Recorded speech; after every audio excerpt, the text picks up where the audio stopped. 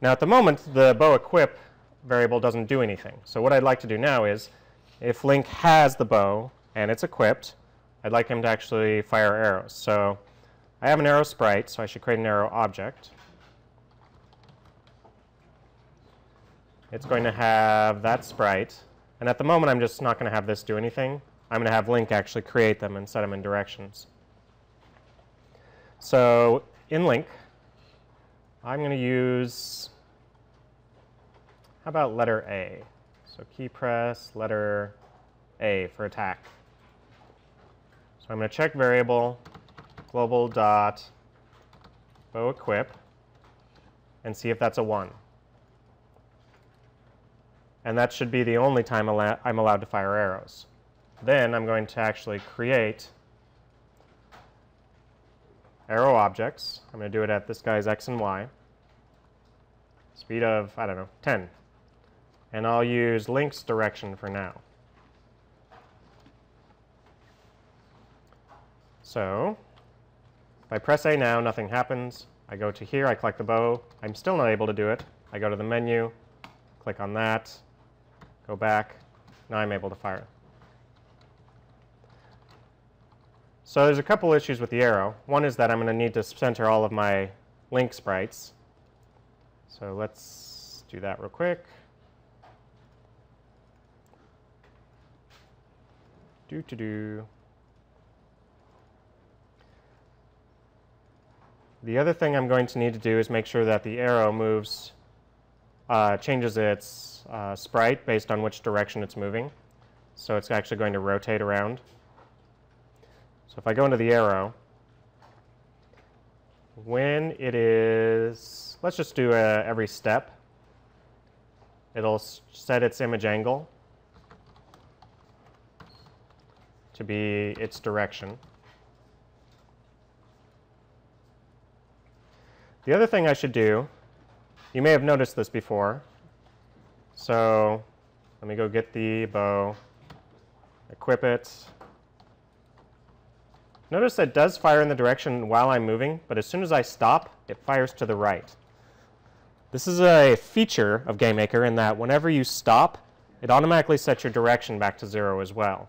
It's not quite what I want. What I would like is, whatever direction I was most recently going in, I would like the arrow to go in that direction. I actually have to manually figure that out. So I'm going to create a variable in Link. It's basically going to keep track of direction, so I'm just going to shorten direction to dir. And I think I start out going down. And so what I would like to do is when I press left, dir is going to be 180. When I go up, dir is going to be 90. When I press right, dir is going to be 0. And when I press down, dir is going to be 270. So now I'm manually keeping track of which direction I'm going with each of the key presses. And now instead of direction, I'm going to set this to the built-in variable I have, dir, which is going to keep its direction even if I stop.